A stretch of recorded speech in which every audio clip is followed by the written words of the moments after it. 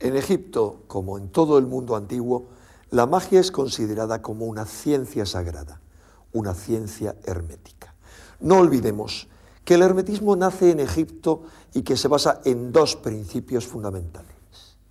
El principio de contigüidad, según el cual una parte puede actuar sobre el todo. Por ejemplo, para producir un efecto sobre una persona, podría actuarse sobre una parte de su cuerpo, como por ejemplo sus uñas o sus cabellos, o bien sobre un objeto que estuvo en estrecho contacto con ella, como podría ser un anillo suyo. Y hay un segundo principio en el que se basa la magia egipcia, que es el de similitud, según el cual lo similar atrae a lo semejante. Basándose en este segundo principio, los magos egipcios actuarían sobre una persona haciendo un rito con su imagen. También usaban mucho los muñecos de cera, que en ocasiones, y de alguna manera que resulta incomprensible para nuestra mentalidad, podían actuar como seres vivientes. O bien, había otro procedimiento. Para cargarse de valor guerrero contra un enemigo, los egipcios hacían un rito con hierro, porque este es el mineral asociado con el planeta Marte y con el dios Horus el Rojo. Por eso el mago también encarna a menudo a una divinidad concreta para producir los efectos de este dios o arquetipo celeste, como sanar, producir un daño o bien adivinar. Antes de oficiar cualquier rito, el mago necesitaba purificarse, abstenerse de la carne y del sexo durante un tiempo. Finalmente, transcurrido ese tiempo, se daba un baño lustral con agua de una piscina santa, se vestía con ropas nuevas, se ceñía la cinta del conocimiento en su frente, pintaba en su lengua la palabra Maat con una tinta especial de color verde y por último entraba en determinado tipo de trance. Un trance que implicaba una despersonalización o pérdida de su yo y que le permitía pasar por un rito de muerte simbólica y de resurrección, a raíz de la cual el mago ya no actuaba como él mismo, con su personalidad, sino como el dios al que había invocado. Por ello, era frecuente que en estos ritos el mago repitiese: no soy yo, es el dios el que actúa a través de mí o el que ordena que esto se haga. Dado que la magia capta y manipula energías sutiles, el mago funciona como un imán que atrae la energía de una esfera celeste o un plano superior, concentrándola en su persona y en su espacio mágico. De esta forma se convierte el mago en algo parecido a una batería o acumulador energético, y así puede dirigir esta energía sutil hacia un objeto o hacia una determinada situación, con el fin de producir un efecto determinado en el plano físico. Una de las operaciones más habituales de los magos egipcios consistía en atraer un espíritu o arquetipo celeste y dirigirlo hacia una imagen o estatua a fin de convertirla en una estatua viviente. Esta creencia en que se podía animar a las estatuas con un determinado tipo de energía es compartida por los iniciados de las civilizaciones más alejadas en el espacio y en el tiempo. Por poner un ejemplo, es el caso de los chamanes de la Polinesia, que cargan con la energía que ellos llaman mana una estatua, o moai, como ellos le llaman, como son esas famosas estatuas de piedra de la isla de Pascua. De esta forma, una figura sagrada aparece cargada con un poder tan sutil como inconcebible para nuestra mentalidad. Un poder que aún hoy muchos visitantes de Egipto perciben, por ejemplo, en ciertas estatuas de la diosa Sekhmet, diosa omnipotente de la magia, de la guerra y de la medicina. La ambivalencia con la que podía actuar una imagen de esta diosa, de Sekhmet, nos sugiere que la energía con la cual está cargada mágicamente la estatua de una divinidad puede ser dirigida con una intención o polaridad tanto positiva como negativa. Esta idea es muy importante. No hay una magia blanca ni una magia negra, que estén claramente diferenciadas. Al igual que la energía no es buena ni es mala, sino que el tipo de manipulación a la que puede someterse y el objetivo del rito concreto que se realiza es lo que transforma a esa energía en benéfica o en dañina. De ahí la ambigüedad de los dioses egipcios. Por ejemplo, Set, el dios maléfico y colérico de la violencia homicida que asesina a su hermano Osiris, ese Set también podía ser invocado para curar algunas dolencias y era un protector eficaz contra cierto tipo de ataques mágicos. En este documental nos adentraremos en el mundo de la magia y de los talismanes egipcios de la mano de reconocidos expertos en la egiptología.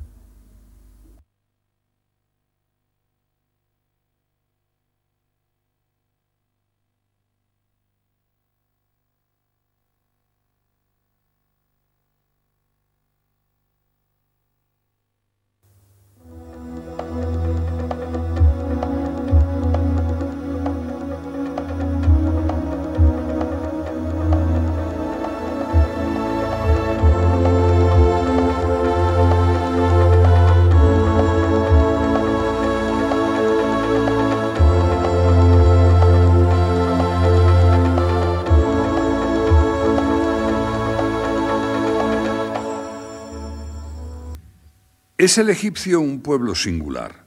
Herederos de las más profundas tradiciones, su vida actual se centra en buscar su sustento diario, sacar su familia adelante y conseguir para sus seres queridos lo mejor que el futuro les ofrece en forma de esperanza. Los actuales habitantes del Nilo son supersticiosos. Su mirada está atenta a todos los presagios que aparecen a su alrededor, intentando interpretar los augurios para que la suerte les sea propicia. Un ejemplo.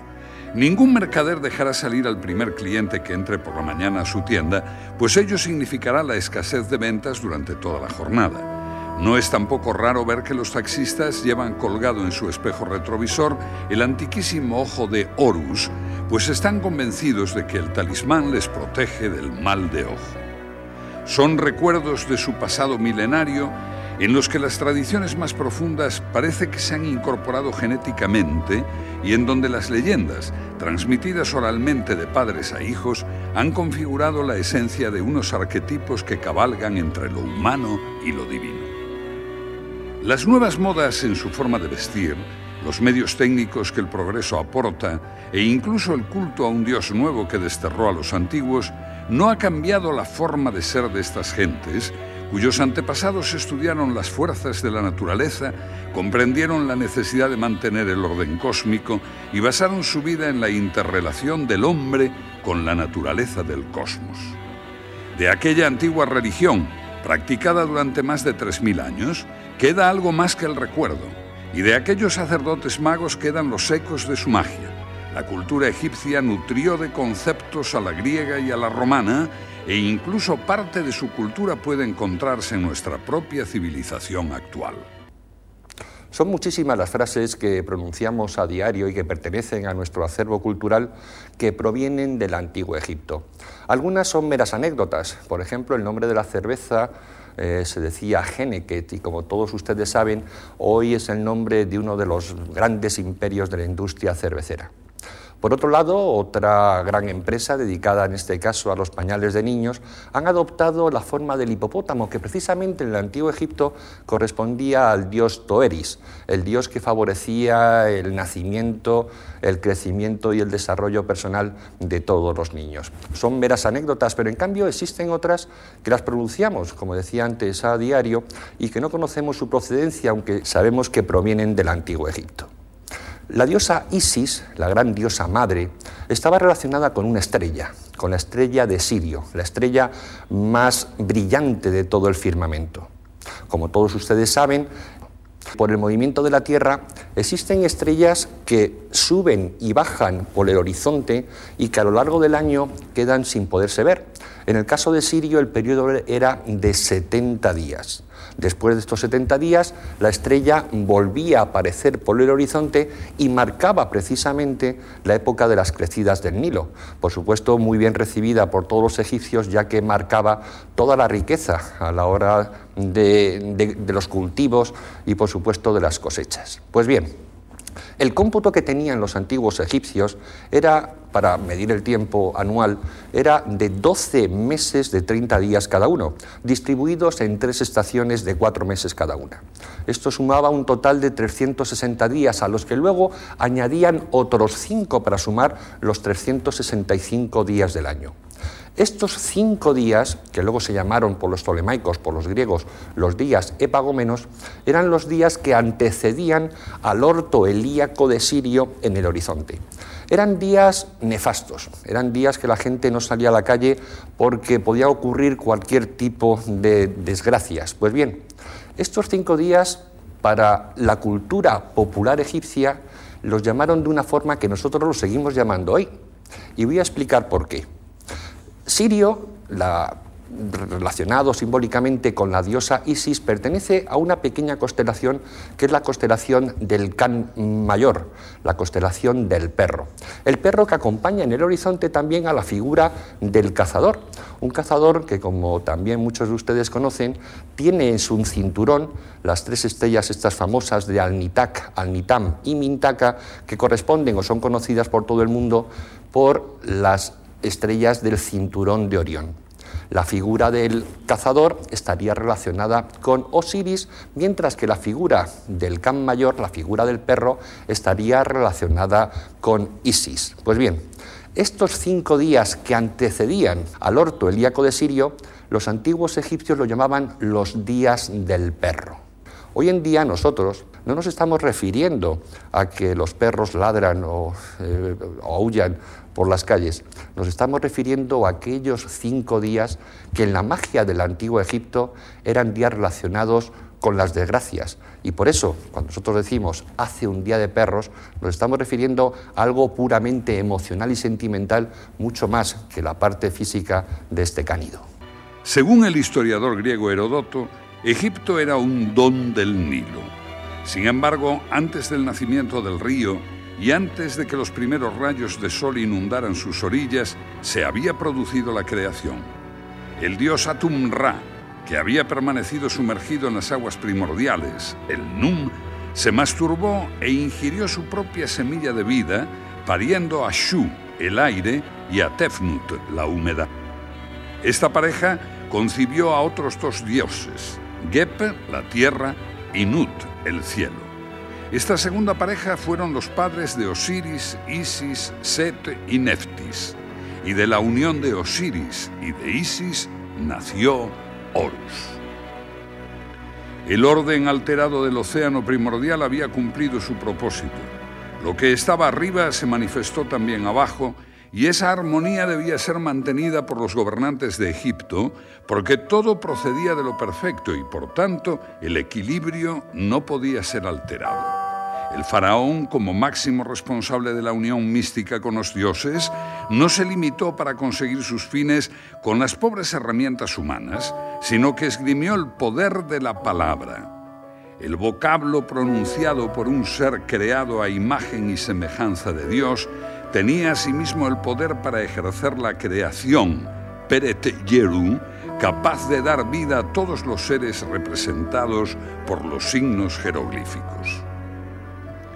Los sacerdotes magos, conocedores de la esencia de los hombres y de las cosas, conocieron y emplearon las fórmulas tanto para apaciguar a los dioses como para conseguir sus bendiciones. Se crearon los ritos, se perfeccionaron las liturgias, y el poder tanto del faraón como de la casta sacerdotal que actuaba en su nombre se erigió como directriz de los caminos a recorrer por una civilización que atribuyó su progreso a la magia. Lo que no se puede separar, como hacemos en el mundo moderno, es el concepto de sacerdote del concepto de mago o el concepto de médico. en Egipto todo era uno. El concepto es de persona que sabe, que tiene una formación en los templos, en la Casa de la Vida, durante 40 años, y esa persona que sabe, manipula, utiliza y conoce la magia y la sabiduría, la utiliza de formas diferentes, no solo para actuar con ella en grandes actos litúrgicos de mantenimiento del orden cósmico, sino a nivel particular también como gran médico o como gran sacerdote mago que mantiene pues la estabilidad de las fuerzas psicológicas, cósmicas, sociales o incluso la lucha contra los demonios de la enfermedad. En el antiguo Egipto no existió nunca distinción entre la religión, la ciencia y la magia, ya que los tres conceptos eran manejados por los mismos personajes. Los magos operaban con dos conceptos básicos, dos palabras mágicas que tanto su pronunciación como su simbolismo avalaban su importancia. Una era el Eka, el poder mágico, el conocimiento de lo invisible y de lo no concreto. La otra palabra era Ahu, concepto que equivalía al poder sobrenatural para manejar las fuerzas. Juntos, el Eka y el Ahu constituían la herramienta para crear o defenderse de cualquier agresión externa. Para nosotros, occidentales del siglo XXI, es difícil entender estos conceptos. Nuestra idea de la magia está comprometida por aspectos negativos y está clasificada más cercana a la superchería que a la ciencia, pero no siempre fue así. Esta fractura entre astronomía y astrología, entre magia y ciencia, proviene de los tiempos posteriores a la cultura faraónica, cuando el faraón y los sacerdotes dejaron de desarrollar su poder. En el mundo antiguo, la magia y la religión son muy serias, tanto como la astrología o la astronomía. Esta evolución de una formación, digamos, universitaria que duraba 40 años, a lo que ahora es, en mucho sentido, y que me perdonen los grandes profesionales de la magia, que conozco a bastantes, en superchería o engaño o venta de falsas esperanzas, deriva de la amortización. ¿Cuándo se produce esta amortización o desamortización? El sacerdote egipcio estaba mantenido, tenía un ocio, podía dedicarse a su ciencia.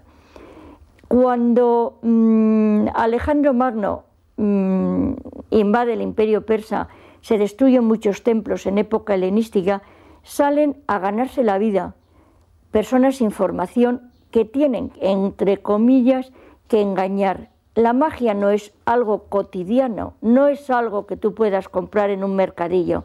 La magia no la tiene todo el mundo. Hay que estar muy bien formado para que una fórmula mágica funcione.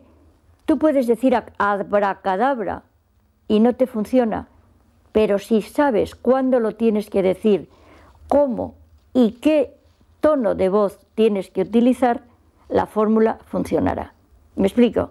Es decir, si tú tienes el momento adecuado, la formación adecuada, el estudio adecuado, bailarás ballet o pegarás saltos por la calle. No es lo mismo un magnífico bailarín que un señor que pega saltos sin formación. No es lo mismo un gran pianista que interpreta a Mozart que una persona que sabe el do, re, mi, fa, sol. Esa es la diferencia entre un gran mago y una persona que se gana la vida aporreando el piano en una esquina. Esta profusión de mercaderes de la magia fue en aumento a la vez que disminuía la influencia de la religión faraónica. Hasta entonces, la transmisión de los rituales mágicos se había realizado de maestros a alumnos tras las consiguientes etapas de iniciación. El periodo de aprendizaje total para llegar a ser un sacerdote mago podía durar hasta 40 años en las llamadas casas de la vida adscritas a los templos. Pero precisamente por ello, por ser las fórmulas secretas, Cualquier personaje aprovechaba la decadencia de los cultos egipcios y la liberalización de los preceptos y podía salir a la calle con cualquier liturgia que le permitiera convencer a los supersticiosos congéneres y venderles alguna pequeña ración de protección. El resultado final todos lo conocemos. Los conocimientos científicos fueron a parar a pequeños grupúsculos que intentaron mantener en su sociedad secreta parte del saber antiguo, mientras que en la calle proliferaron todo tipo de cuentistas y mercaderes de los más variopintos beneficios mágicos. Estas distinciones tienen su fundamento en nuestro mundo positivista racionalista del siglo XIX, y hay que tener en cuenta que cuando la egiptología nace en el siglo XIX están muy en boga toda esta serie de corrientes racionalistas y positivistas que tratan de, con el método cartesiano, tratan de ubicar en un lugar lo material para en otro lado ubicar lo espiritual, a veces con intención de negarlo. Ellos no distinguían entre esto. ¿Por qué? Porque yo creo que conocían la estructura de los seres, de los elementos, de todo lo que les rodeaba en el cosmos, y conociendo esta estructura íntima, pues simplemente estaban acorde con la naturaleza propia de las cosas. Acercarse más a la naturaleza de una piedra o acercarse más a la naturaleza de un animal podía propiciar un comportamiento benéfico o conseguir algo propiciatorio para quien estaba actuando, que si no lo conociésemos. Es un hecho elemental, ¿eh? Anteriormente, la cultura egipcia ya había escandalizado a algunos pueblos. En el caso concreto de los hebreos protojudíos, en la Biblia, se prohíbe taxativamente el empleo de la magia, incluso con condenas que podían llegar a la muerte. La magia fue considerada enemiga de la religión y ese concepto prácticamente es el que ha llegado hasta nosotros. Por el contrario, en el antiguo Egipto se practicaban dos tipos de magia. Una que podemos considerar de Estado, donde el faraón, como gran sacerdote mago, encaminaba sus sortilegios a las grandes empresas del país, procurando que se mantuviera el orden cósmico y que los dioses favorecieran con sus bendiciones la crecida del Nilo, las buenas cosechas y la defensa de las fronteras ante las invasiones de los enemigos. Hay una tableta de madera recubierta de estuco que procede del Bahari, que es del tiempo de Tutmosis III, hacia el 1479 a.C., y dice, por ejemplo, hace un cálculo de los y además es hecho por un astrólogo, y hace un cálculo de los días según los meses, que al fin y al cabo es el horóscopo también. Dice, por ejemplo, acontecimientos del mes de Tot. Si una mujer viene pasando delante de ti envuelta en un vestido y te saluda, esto significará un buen año. Si un carnero se acerca a un cerdo pasando delante de ti, con su atadura rota, dirás, va a sufrir una enfermedad, pero no habrá muerte. Es decir, pero esto además tenía que pasar durante el mes de Tot. Luego, la influencia de los astros, la influencia de Venus. Dice, quien ha nacido cuando Venus se encuentra en ascendente será un hombre afortunado. Será el primero en la casa de sus padres y mucha gente lo acogerá honorablemente a causa de su buen carácter y le conseguirán cosas útiles. Hoy sabemos que los que rigen el signo de Venus, pues es gente efectivamente de formas suaves, favorables a la muerte, igual, gente simpática, que se hace valer, que tiene buen trato. Ellos ya lo captaban por el estilo, o sea que tenían todo esto. La influencia de Mercurio, la de la Luna. Hay una cosa, el título de tratado, hay un título de un tratado, por ejemplo, dice, los libros de conocer los eclipses de la Luna conforme a los nuevos escritos, conocer las divisiones de los meses y conocer los meses en los cuales la Luna es favorable. Y dice una predicción, dice, si hay eclipse de Luna durante el cuarto mes de Ajet, deberás decir al respecto, el príncipe mandará un mensaje al príncipe. Si la Luna está en eclipse en el mes de Peret, en el mes de tal de la estación de Peret, significa que habrá una gran hambruna en el país entero y todo el país sufrirá. Si la luna está en eclipse en el segundo mes de Shemú, deberás decir al respecto, el príncipe del país del sur será hecho prisionero y el ejército caerá bajo las armas. Esta magia de protección estuvo presente desde los tiempos más remotos. En la paleta de Narmer, rey de la primera dinastía, podemos ver al faraón sujetando la cabellera de los enemigos. Era un ritual mágico donde la atadura significaba la sujeción de su voluntad a favor del monarca. En innumerables relieves de templos y tumbas podemos apreciar cómo las cintas y las cuerdas mantienen atados a todos los rivales que potencialmente pudieran hostigar la paz del Nilo. Aparentemente se trata de un apresamiento físico, de una inmovilización práctica de las extremidades de los cautivos. Sin embargo, por papiros que han llegado hasta nosotros, sabemos de la enorme carga mágica que conllevaba esa representación. La magia de la atadura no solo era practicada contra los enemigos, sino que también para intentar obtener, por ejemplo, los favores de la persona amada, se acudía a ella. Se ata con un nudo. Se ata a la persona amada con un nudo. Lo único que tenemos que hacer es hacer una figura de la persona amada, saber la forma exacta de pronunciar el conjuro y el rito, y eso no lo puede hacer todo el mundo. Pero si cogemos una lámina con la figura de la persona amada, la rodeamos, la atamos con un hilo rojo y la ponemos en nuestro corazón, posiblemente por similitud y por proximidad consigamos traerla hacia nosotros. De la misma forma que un amuleto nos protege y nos ayuda, la continuidad de nuestro amor con la imagen que llevamos en nuestro corazón podrá traer a la persona amada. La magia contra los enemigos estaba asimismo presente en las sandalias del faraón, en cuya suela estaban representados los pueblos rivales, a quienes simbólicamente pisaba a cada paso que daba. También se han encontrado vasijas de barro con la representación de los pueblos enemigos que, al romperse con el ritual adecuado, atenuaban el poder que podrían ejercer. También existía una segunda magia, la que se practicaba de forma personal y particular para que cada uno de los egipcios pudiera acceder a sus propósitos, sanar de sus enfermedades y enfrentarse al futuro con las mejores garantías. En Egipto absolutamente todo es magia. Desde los materiales con que se hacían las figuras, que iban a llevar sean amuletos o sean objetos de joyería, todo hay que pensar que siempre en Egipto todo es magia. Por ejemplo, todos los objetos que estaban hechos con una piedra, la piedra de la turquesa, estaban todos dedicados a la diosa Hathor y son de un azul espléndido y azul turquesa, como su propio nombre indica, ¿no? Y estaban también dedicados a la otra parte de la diosa Hathor, que es la diosa Sekhmet, dependiendo si era benéfica o maléfica el objeto que se iba a dedicar.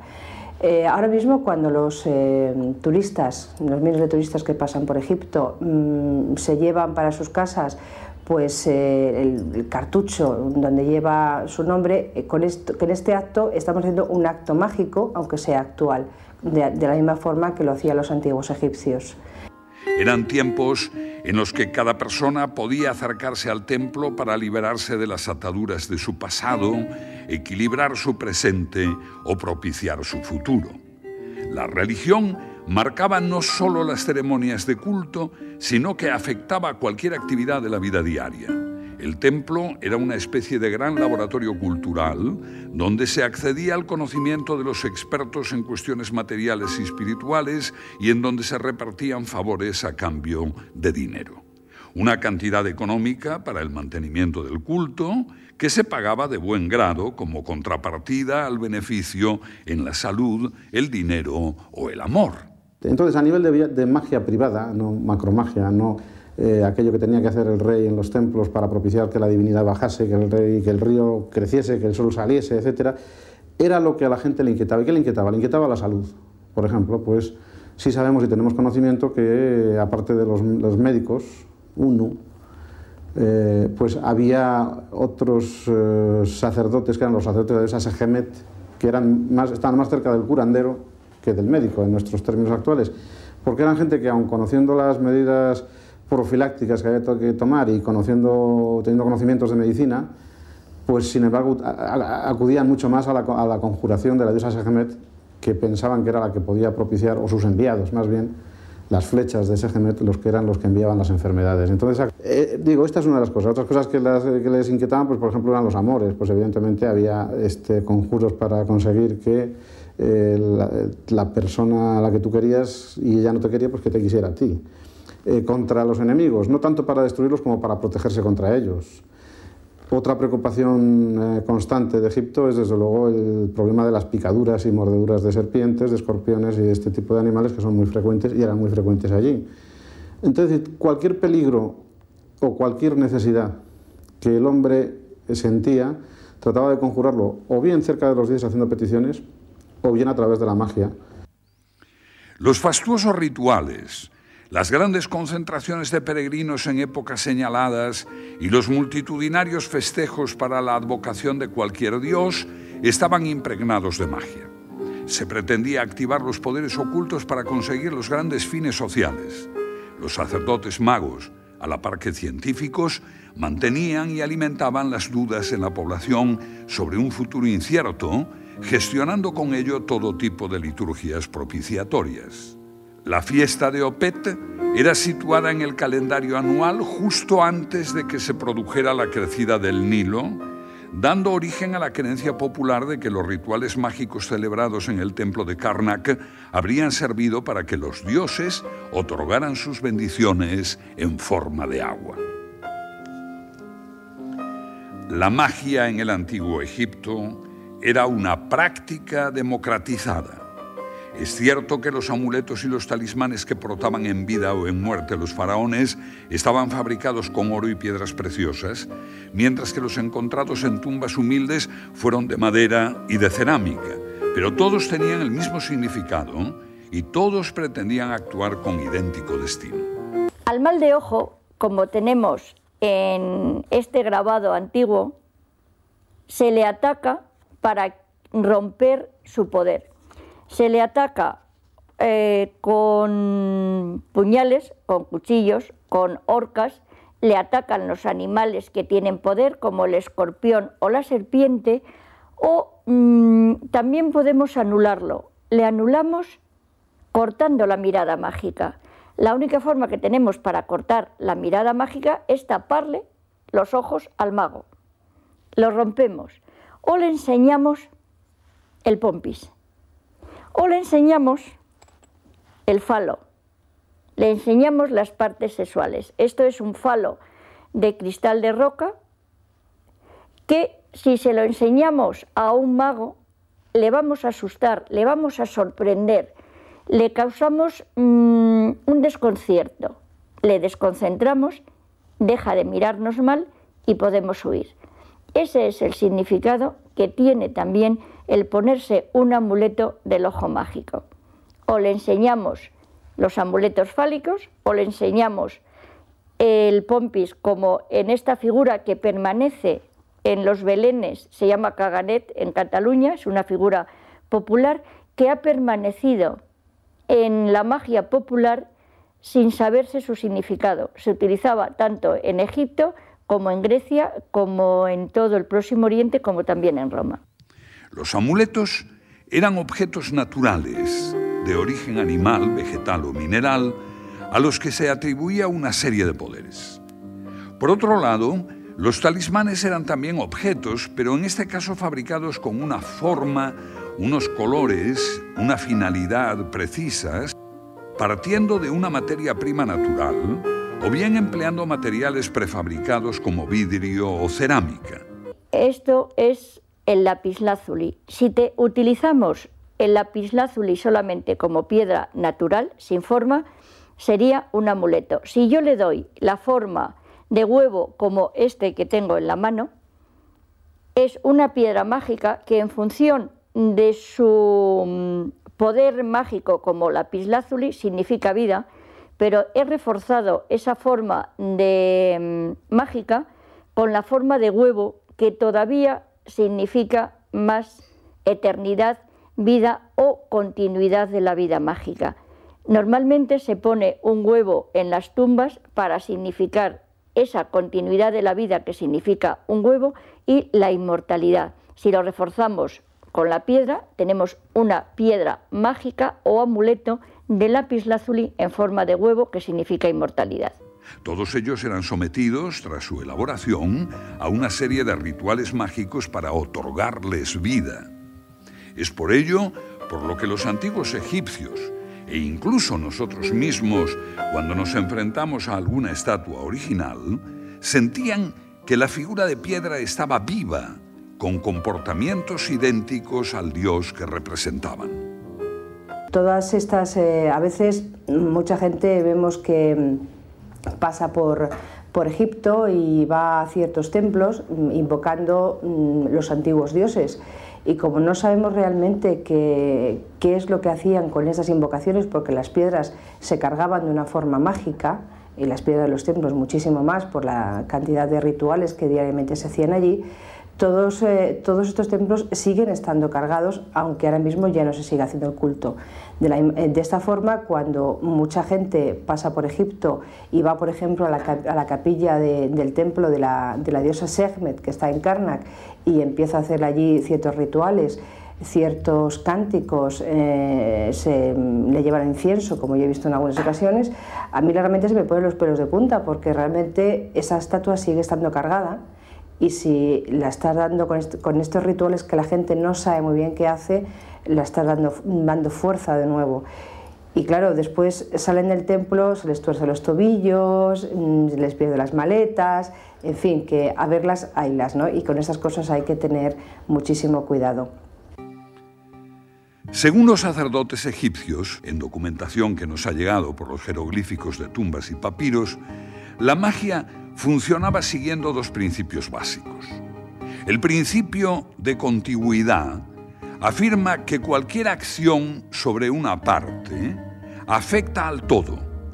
Por ello, si aplicamos la magia sobre la prenda de un individuo, sobre un pelo o una uña de él, afectaremos a toda la persona. La representación en un muñeco y las acciones a las que podemos someterle tendrían como resultado las mismas acciones en cuerpo físico o espiritual. El otro concepto es el principio de similitud, según el cual lo positivo llama a lo positivo, lo negativo a lo negativo y cualquier cosa atrae a su semejante. Un ritual que tuviera la presencia de un trozo de hierro que simbólicamente representa al planeta Marte, alimentaría el ardor guerrero de los combatientes ante la batalla y les protegería de las armas de este material esgrimidas por sus enemigos. También se empleaba la magia utilizando como talismán la figura de un escorpión que simbolizaba la protección de la diosa Selkis, precisamente para evitar la mordedura del animal. El talismán llevaba la fuerza aplicada a la materia, otorgada por ceremonias impartidas por los grandes sacerdotes. De igual forma que el sonido se transporta por las ondas, incidiendo con fuerza en el lugar donde chocan, que en ocasiones produce hasta la rotura de cristales, los jeroglíficos significaban la concreción de la magia de la palabra. Pronunciar la palabra vida implicaba una invocación a la vida. La palabra equilibrio debía producir tras su pronunciación un estado de justicia. Y las fórmulas recitadas en la intimidad de templos y tumbas debieron producir los efectos buscados por los que detentaban el conocimiento de estas técnicas secretas. Pero, según nuestra moderna racionalidad, ¿tenían algún tipo de resultado estas prácticas mágicas?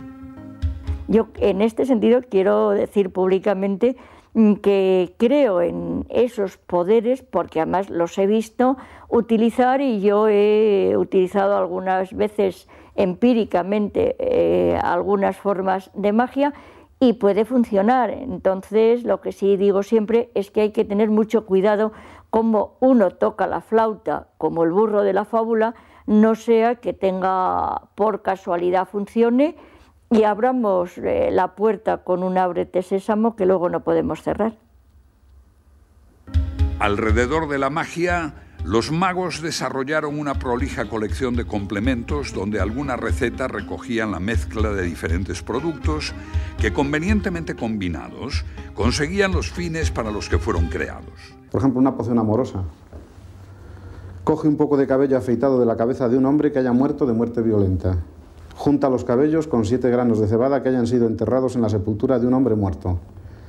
Los mezclas con 10 OIP, que es una medida, a veces con 9, de semillas de manzana. Agrega a todo ello sangre de un gusano de un perro negro, con un poco de sangre de tu segundo dedo, el del corazón de tu mano izquierda, y con tu esperma.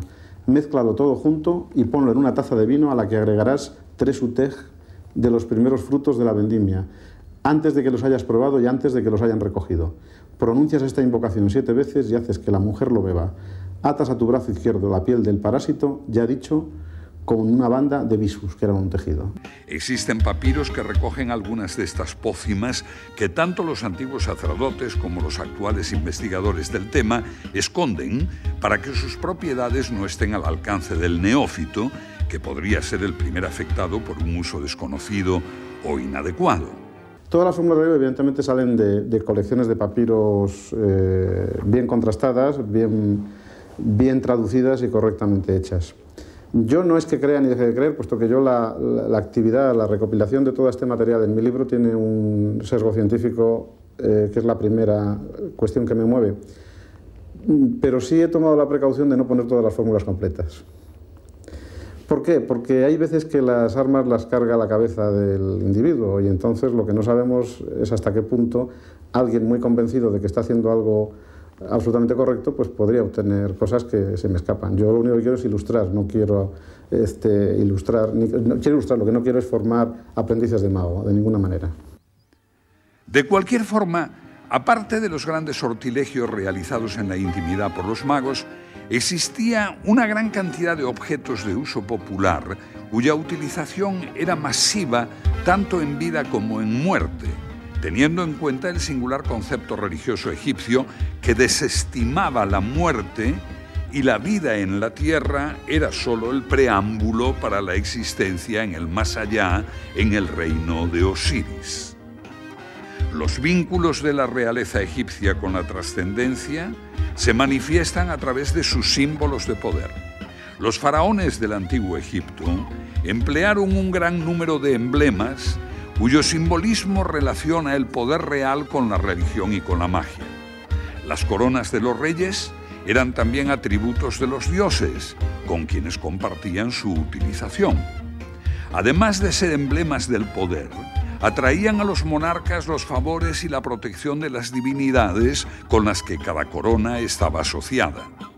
La corona blanca estaba vinculada con Nekhbet, la diosa buitre, protectora del sur de Egipto. Los egipcios la vincularon a las estrellas y en especial a la constelación de Orión. La corona roja estaba asociada a la diosa Neit, protectora del Alto Egipto. Tenía forma de cazoleta unida a una especie de mango vertical que se asemeja a las antenas de una abeja, animal que representaba el norte de Egipto.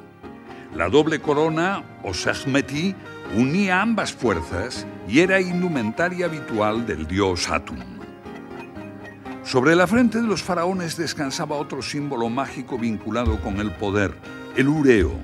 Se trataba de una especie de diadema que representaba una cobra erguida con el cuello hinchado y el disco solar que representaba el ojo de Ra.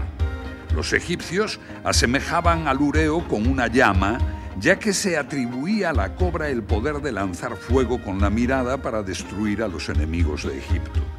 Algunos faraones, como Ramsés II o Tutmosis III, fueron representados eliminando a sus combatientes con el poder de este símbolo.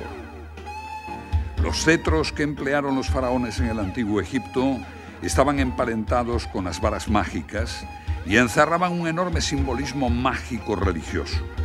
El cetro Heka toma su nombre del propio concepto mágico y emparenta al faraón con el propio dios Osiris, quien sostiene este bastón en su reino. Este bastón de mando, semejante a un cayado de pastor, era un símbolo de autoridad. Su signo jeroglífico significaba reinar. De un modo simbólico, reconocía la labor del faraón como guardián de las gentes del Valle del Nilo. Solía usarse junto con el flagelo en coronaciones y rituales mortuorios. El flagelo era otro de los grandes signos de la realeza y estaba vinculado con la protección. Era una vara de la que pendían 2 hileras de abalorios, un instrumento simbólico del faraón para ahuyentar a los enemigos de Egipto. El cetro Uas atraía la prosperidad a los faraones y simbolizaba la unión del poder real con el poder divino. Es posiblemente uno de los amuletos reales más antiguos de Egipto. En un extremo de su vara vemos una orca y en el otro una estilizada cabeza de un animal parecido al perro.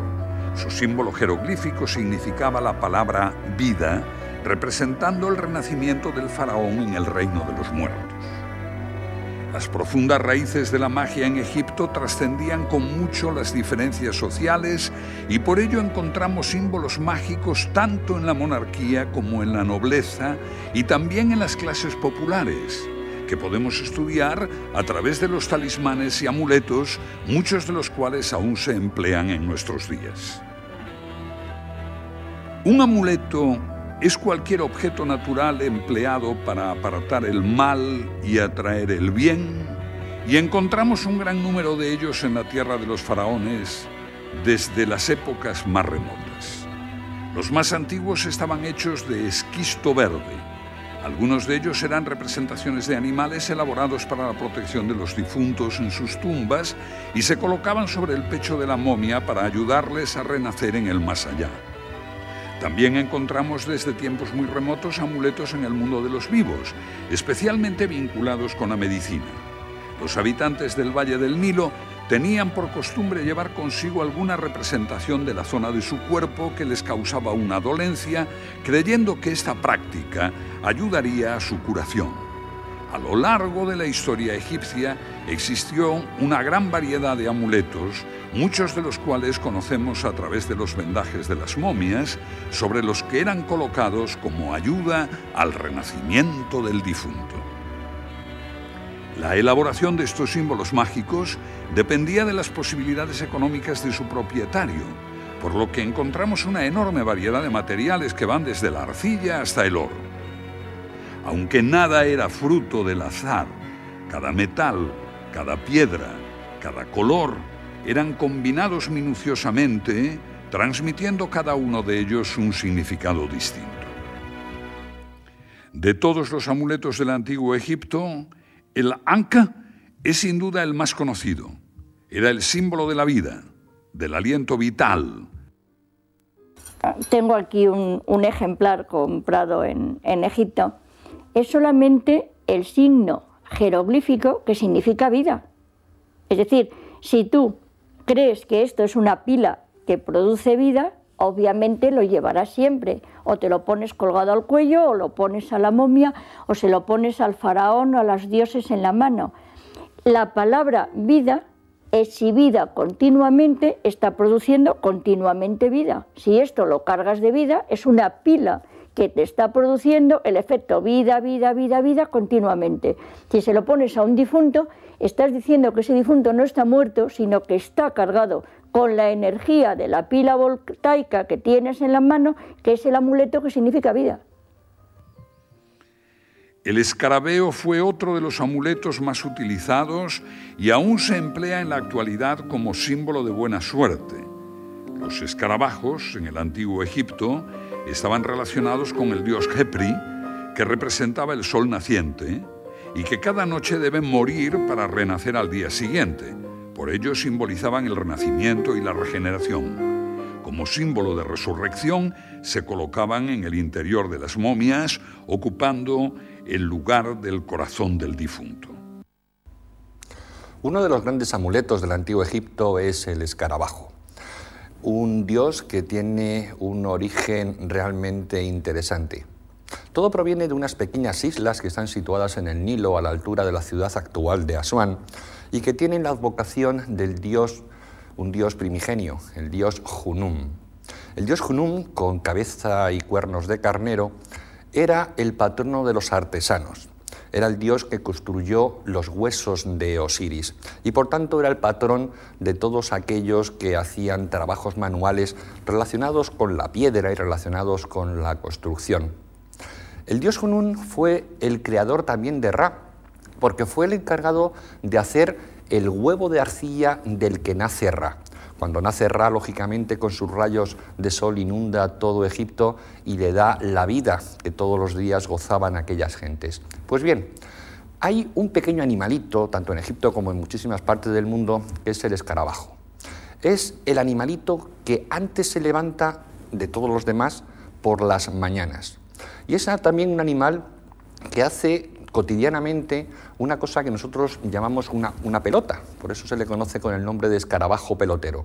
Es una pelota que hace juntando su saliva, su humedad con arcilla, y a esa pelota le va incorporando pues todas las semillitas y toda la comida que va consiguiendo al cabo del día, y rodándola la hace llegar a su madriguera. Pues bien, por asemejar la pelota que hacen los escarabajos con ese huevo de arcilla que hizo el dios Gnum para que naciera Ra, los antiguos egipcios dieron divinidad a este animalito, que es el dios Khepri, el dios Keper. Un dios que tuvo una gran importancia, porque era el encargado diariamente de que el dios Ra, el dios Sol, naciera. Para los antiguos egipcios el día de mañana no era una cosa que, como nosotros hoy en día entendemos, va a suceder, sino que todo dependía de que el dios, que diariamente moría cuando se ponía por el horizonte, pues pasara una serie de pruebas por los mundos de ultratumba, por el mundo oscuro, y vencer en su pelea con la serpiente Apophis para volver a nacer al día siguiente. Todo este deambular nocturno está recogido en los famosos llamados textos de las pirámides, donde vemos el libro de las horas, el libro de las puertas, el libro de la Duat, el libro de los muertos. Pues bien, Khepri, el escarabajo, es el que ayuda a Ra a nacer. Hoy en día todos los turistas que visitamos Egipto, cuando compramos escarabajos como este para regalar a nuestros amigos, lo que le estamos diciendo es que gracias a este talismán es posible que todos sus ilusiones, que todos los propósitos, que todos los proyectos que estén en el futuro se puedan llevar a cabo en buen fin. Proyectos tanto sentimentales como emocionales, incluso también, por supuesto, proyectos relacionados con la parte profesional y con el dinero. Un escarabajo que ocupaba la parte del corazón de la momia era el encargado del renacimiento y, por tanto, sería el encargado de que todo lo que deseamos en la vida se nos pueda cumplir. También vinculado con la resurrección encontramos el pilar Djet, que es el signo de Osiris por excelencia, ya que representaba su columna vertebral. Este símbolo protege a los vivos mágicamente de la muerte y ayuda a los difuntos en su viaje hacia la otra vida.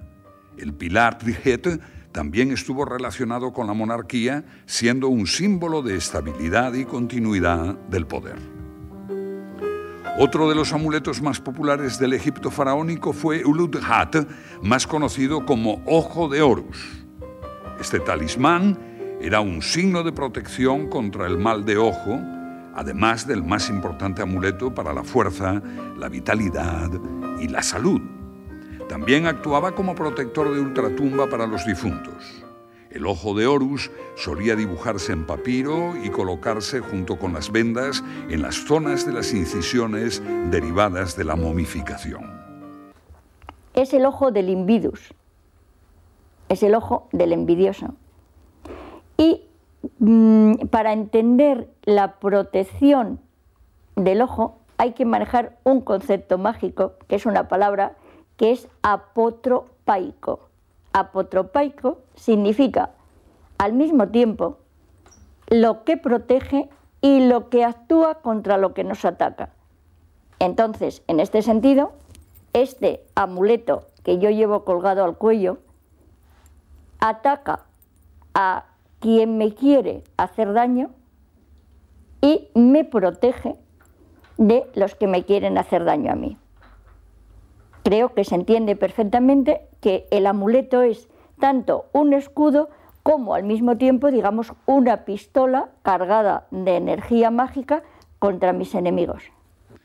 Los amuletos funerarios por excelencia fueron los suseptis, pequeñas estatuillas situadas en el interior de las tumbas, que tenían la función de responder por el difunto y ayudarle en las labores de su nueva vida de ultratumba. El nudo de Isis fue uno de los amuletos más empleados por los egipcios en su vida diaria, aunque se desconoce su origen. Sabemos que otorgaba a sus propietarios la protección de la gran diosa de la magia, ya que era Isis la representante de la diosa naturaleza y de las energías de Gaia. El Sa Fue uno de los amuletos más propios de las mujeres, al ser el emblema de la diosa Hipopótamo Toeris, patrona de las embarazadas. Además de los talismanes oficiales que acabamos de mencionar, los egipcios fabricaban sus propios amuletos.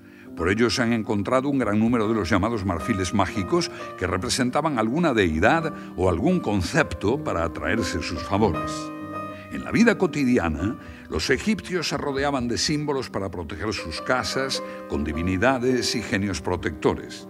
Por ejemplo, solían representar al geniecillo Bes sobre las cabeceras de las camas para ahuyentar los malos sueños.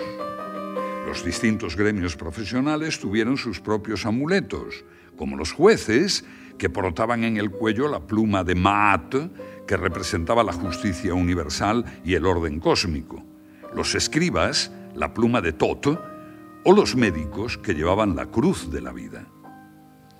Para nuestra ciencia actual, empírica y racionalista, la magia no tiene cabida. El admitir públicamente que se cree en la magia es como manifestar que se adolece de la razón suficiente. En esta sociedad del electrodoméstico, donde todo está mecanizado, los diferentes instrumentos de medida creados por los ingenieros son capaces de medir voltios, ohmios o amperios, pero se quedan mudos cuando se acercan a una estatua o a un talismán. Sin embargo, todos nosotros tenemos un lugar en nuestra casa donde nos encontramos más a gusto, un calzado o una chaqueta con la que nos sentimos más alegres o audaces. Aunque nuestra mente no sepa explicarlo, todos hemos tenido en nuestra vida rachas de buena o de mala suerte, e incluso hemos abandonado en ocasiones la idea de la casualidad cuando hemos interpretado que quizá nuestro futuro haya podido ser manipulado por alguna acción anterior. Yo creo que no hemos perdido la magia. El problema es que se tiene tanto miedo a la magia que creemos o queremos decir que no existe, pero la magia está ahí y la estamos utilizando todos los días. El egiptólogo no puede ser un coleccionista de piedras, no coleccionista, quiero decir un recolector, un señor que hace inventario de inscripciones. Sí, eso está muy bien, porque eso es necesario, pero hay que regenerar el alma egipcia, hay que recuperar ese mensaje. Esa es la labor, yo creo, del egiptólogo, es la que debe ser, a través del otro. Entonces, reflexionando en estos puntos, como en la religión, como en otros tantos, acabas haciéndote una idea de cómo pudo ser aquello de verdad. Son los mundos de lo absurdo, de la superstición, de la magia. Son terrenos en los que nos encontramos a disgusto porque no los comprendemos. Pero algo dentro de nosotros nos indica que están ahí. Y posiblemente tengamos que recurrir a los antiguos para entender muchas cosas que desconocemos de nosotros mismos y de las fuerzas sutiles que se mueven a nuestro alrededor, con el desconcierto que nos produce la posibilidad de que, además, puedan ser manipulables, como afirmaban los antiguos sacerdotes del Egipto faraónico.